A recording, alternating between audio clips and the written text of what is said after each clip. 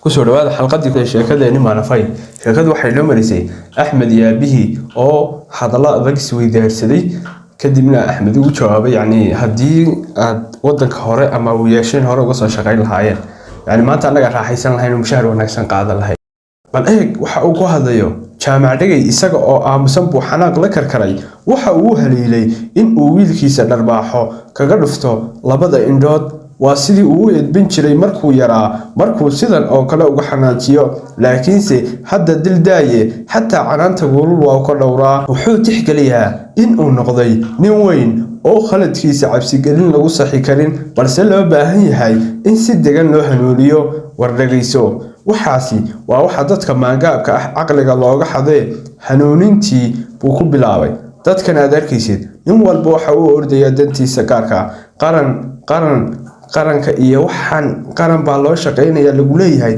afka lagu macaansanaya anigu kuma lihi shaqada ka tag ama sagsaag laakiin looma baahna in mashaqaysto lagu arko iska ilaali wixii ceebi ka soo gaarayso ku dadaal sidii aad hore ugu mari lahayd ama dalcad ku heli lahayd isla markaasna waa in aad danahaaga ku hoos wadataa maalinka maanta ninkii mushahar kaliya isku hadlaya ma noolaan karo waxa loo baahan yahay raganimo kale oo wax lagu tabcado ka soo qaad waad ogtahay xaajigan aan kula yahay gacansi waa nin ku haboon in aad abaal u dhigtid oo bari ka maalin wax ku tari kara maxaa yeelay waa nin taajir adigu dawlad baad u shaqaysaa ganacsi laguma ogola isaga wixii aad rabtid buu ku soo dejinayaa lacagtiisa aad ku qarsan kartaa taada hadda waxa uu iga ballan qaaday in uu safarka dhow laba baabuur oo waaweyn magaciisa igu soo dejiyo aniguna markuu ii sheegay fiilada cusub ee uu dhisanayo ayaan intaan nin wiil fiican leh iska dhigay iri Axmed baa si wanaagsan kuugu nashqadeynayay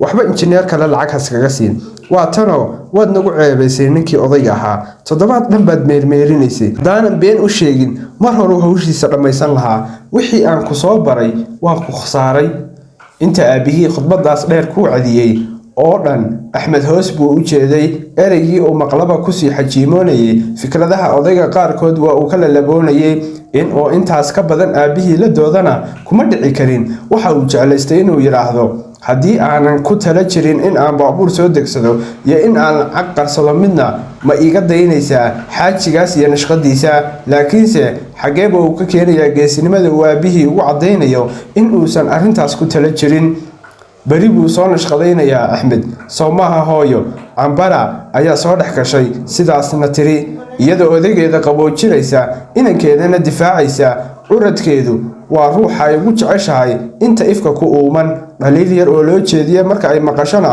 waa ay calool gubyootaa gaashaankana u daruurtaa haa hooyo markuu ugu jawaabay bay u raacisay iyadoo codkeeda dabcinaysa maandhow ka cariye arrintaasi beriyay ku daba marin waa taad ku ducaysnayde xaajigu waa nin ikhyaar inaguna dambaynu ku wadanaa sidii odayguba kuu sheegay alaabtii aad ku guursan lahayd xataa waxaan rabnaa in isaga loo diro oo uu Yurub ka keeno guur miyuu rabaa waa nin wax kale cad yihiin annaga uun baa la daba joognay isagu kama hor cadda jaamac baa wiilkiisa ku dhaga hadlay Cambaro arrintaasi walwal weyn ayay ku haysay Axmedna wax badan inuu guursado ayay ku guubaabisay isaguna iyarakaadii ayuu dhaafi waayay iyadoo codkeeda xoog iyo himad gelisay warmaandhow ayay ku tiri warmaandhow maxaa guurkii ka dharbaaxay aawdu billaah wiilka guurkii habisa laga saaray shaqo iyo akhris baa laga daba diray oo naftiisii uu ku ilaaway waa mar uu shaqo ku ordayo iyo mar uu buug dhegta haysto Allah habisa jinnihana saarin waxani il baan u malaynayaa in ay tahay waxaan ka baqayaa in ay ilaaceeyaan wiilka naagihii xunxumaayo lalahaa waa daba ordayaan Sheekh Maxamuud maalin dhaweed waxaan iri wiilka qardhaas igu go sidan kuma qumanee Axmed iyo Sahra way isdhugteen hadallada kalena kuma cusbooyno hore bay habarta uga maqli jireen markay qardhaasta maqleen bay qosol ceshan kari waayeen ishay qac isku siiyeen eegmo micna gaara leh qosolna hoos ku jiro Sahra markaas hadashay oo tiri laakiin hooyo maxaad u karkabaynaysaan idinku markuu gabar haboon helo isaga idin la iman doonee Sahra Cambaro hooyo ayay ugu yeertaa, hooyo ahaana way u qadarisaa, waa garteed iyadaa soo korisay, iyadoo 2 jir ah da'dii ku xigtayna uurka ku jirto ayuu aabaheed dhintay, markaasuu abtigeed guriga keenay iyada iyo hooyadeed oo uur leh. habaryartiina uurkii bay umul raacday. intii ka dambeysay Saare Yuusuf waxa ay ka mid ahayd carruurta reer Jaamac. Cambarana waa ay u roonad inkastoo ayna uga turi jirin hawsha dilka iyo canaanta siiba marka abtigeed maqan yahay. markay guursatay haddana muddo gaaban kadib ninkii way kala tageen. waxay door biday inay gooni ahaanteeda u deganaato maadaama ay noqotay qof weyn oo shaqaysta. sidii bay gooni ahaan u degan tahay, hase yeeshee reerka waa igu xiran tahay sidii iyadii oo weli guriga joogta. waajibaadka kaga beeganna waxay uga soo baxdaa sidii waalidku ka filayeen iyo si ka sii fiican. had iyo jeer way u duceeyaan wayna ku faanaan. Jaamac oo Sahre warkeedii ka xiganaya ayaa yiri, oo goormuu soo helayaa gabadha ku habboon? waa mid hadda kadib dhalanaysa, xagee buu ka helayaa midda ka fiican gabadhii uu iga diiday ee aan ku idhi waalidkood xitaa aniga ku weydiinaya wixii ay doonaana siinaya. dad ehli sharaf ahoo abkood iyo isirkooda la yaqaan, warwareeg iyo basal xumana aan aqoone guryahooda ku asturan. Axmed iyo Sahre markay abka iyo isirka maqleen bay ilqoodheeda iska eegeen. ereyadaasi waxay ka mid ahaayeen fikradaha ay odayga kula yaaban yihiin, kula sadhici maayaan in ay ku caddeeyaan fikradda taas ka soo horjeeda ee ay iyagu qabaan. taasi oo ah qof kasta qiimihiisa inuu isaga ku xiran yahay ab iyo isarna ayna wax ku kordhi karin, waxna ka ridi karin. markii Cabaar Axmed iyo guurkiisii la jiijiiday ayaa weerarkiisa hada xaggeeda loo weeciyay. Axmedna neeftii lagu celiyay ka soo baxday. Cambarana warankii ugu horeeyay ku gaaday ee tiri, Sahra adiga ku dhacdo farxadii waad nagala daahday, arrintiinu soo mid dhamaata maaha adii Cabdinaasir. iyaga qudhoodu waxba iskuma hayaan. Jaamac baa raaciyay isagoo si dadban Sahre ugu wardoonaya haddii aanan aabihii aqoon ee aanan ciddooda saaxiib ahayn mar horaan ka aamin bixi lahaa wiilkaas bulucsan ee yaraanta ku xayroobay. wiil yaraanta ku cayilay baa marnacaye. annaga arrintayadu way iska dhadhowdahay. Sahra jawaabtaas kooban ku celisay iyadoo ka baxsanaysa in su'aalo kale la sii weydiiyo, laakiin sidaas kuma baxsateena waxaa caymiye Cawaale oo intuu iridka soo qargaraacay horena ka soo galay isagoo sidiisii qosolka iyo kaftanka ka soo horeeyo. markuu dadkii meesha fadhiyay qof kaftan ugu salaamay, Cambarana xaaskii iyo carruurtii ka waraystay ayuu hore u raacay Jaamac Dhagey oo sii horkacayay saalootidii fadhiga. dhowr iyo 10 daqiiqo kadibna waa ay isla soo baxeen isaga iyo Jaamac oo isa soo dhisay barafuun qaali ahna ka soo carfayo. baabuurkii cagaarnaa ee Cawaale ee banaanka soo dhigtay waa la caraabay. Cambarana niyad sami bay ku sii sagootiday. dowladdu shirar badana odaygii naftii bay u keeneen bay niyadda ka lahayd war la'aanayba. gabalkii oo guduutay gaashaana u ekaaday ayaa gabigii qarin lahaa ku sii hoobanaya. maalintii baa sii cararaysa, habeen carcartiisa qabaa ka daba jira. injineer Axmed daaqad furan buu ka daawanayaa cilowga maqribka ee cirka iyo caadka ku saysaaban, midabka casaankaana ku aslay. sariirtiisa midabkeeda huruudda ah buu salka ku hayaa, lugihiisa kubabkooda timaha badan ee dacaska dhulka ku cuskan waxay ku kala dhex jiraan, kubabkana isku salaaxayaan 2 lugood oo ka midab qurxoon, korkoodu mulaax yahay, kubabkooduna hanaan wacan u qorqoran yihiin. kabo sookal ahna ku jooga. adimadaas ilqabadka leh ee saakada cilaanka ahwan waxaa ku soo ag fidsatay Maanafaad Xaaji Muumin oo fadhida kursi sariirta cirifka loo saaray. saakada ay qabto iyo macuusta uu gudan yahay dacaladoodu way isxadantaynayaan.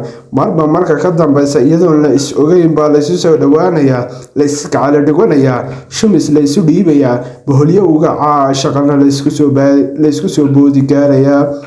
inkastoo uu galabtaas seexan, haddana Axmed wejigiisa waxaa ka muuqata farxad aan xad lahayn. waa astaan lagu yaqaan mar kastoo uu Maanafay iska ag helo.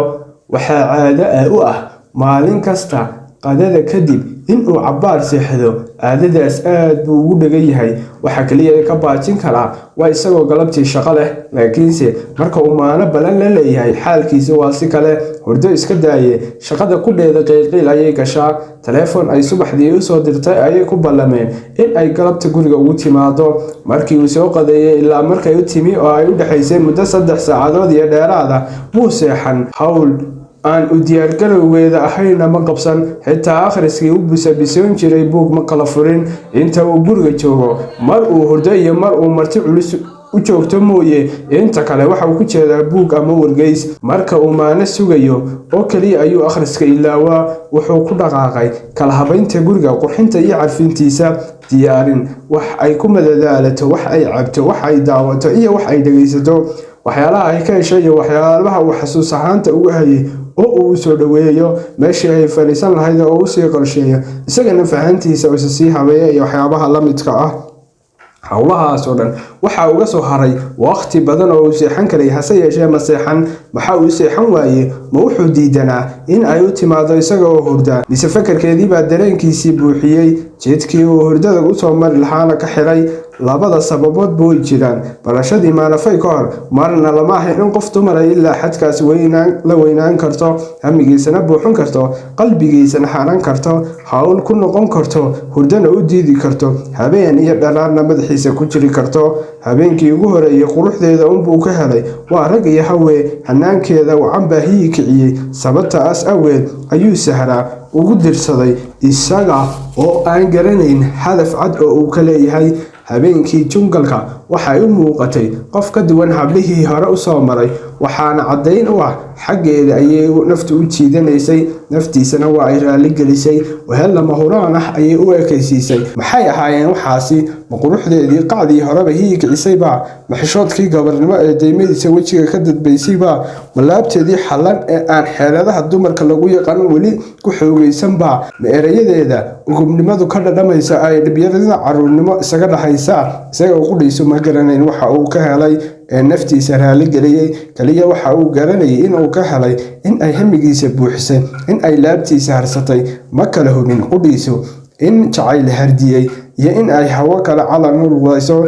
kulamadii habeenkaas ka dambeeyay ee uu la yeeshay Sahra Yuusufna u fududaysay, midba midka ka dambeeya waa uu sii hanweynaanayay, u sii hanqaltaagayay, hirar fogay u sii hilaacayeen, hawo guul maskaxdiisa hormaraysay. inkastoon weli haasawaha ku soo darin, hadda marxalad aan yarayn, miisaanna fududayn bay isbarashadoodii ka talowday. waqtiga waa uu xiimayaa, bil baa dhammaatay, mid kalaa ka daba tagtay, tii saddexaad baa kala barmaraysa. isbedel weyn baa dhacay. waa taas maanaafay ninkii daymadiisa ay ka carari jirtay gurigiisa galabta dhex fadhidee saxankii cishqiga la dheelaysa. halkaa inoogu jeegto sheekadu tan iyo kulanti dambe. nabadiino.